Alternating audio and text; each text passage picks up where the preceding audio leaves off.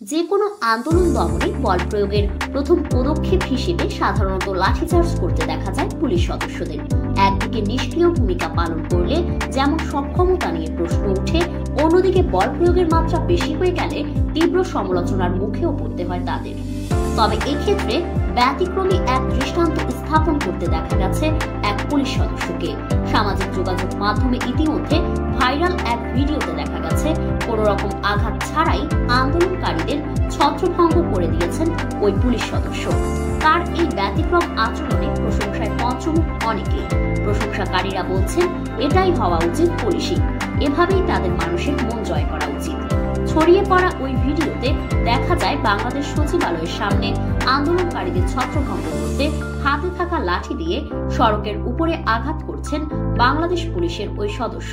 কখনো আবার বিদ্যুতের খুঁটিতে শব্দ তৈরি করে হুঁশিয়ার করছেন শৃঙ্খলা ভঙ্গ না করতে। এতেই সেখান থেকে ছত্রভঙ্গ হয়ে যাচ্ছে আন্দোলনকারীরা। সামাজিক যোগাযোগ মাধ্যম ফেসবুকে ভিডিওটি শেয়ার করে শাহাদাত হোসেন নামের একজন লিখেছেন, এই পুলিশ ভাই দেখিয়ে দিলেন বর্তমান সরকারের কাছে অনুরোধ, তাকে বের করে পুরস্কৃত করুন। এছাড়া হিমেল চাকমা লিখেছেন, লাঠি আর বডির সংস্পর্শ ছাড়া কিভাবে মিছিল ছত্রভঙ্গ করতে হয় এই পুলিশ ভাইটা দেখিয়ে দিলেন।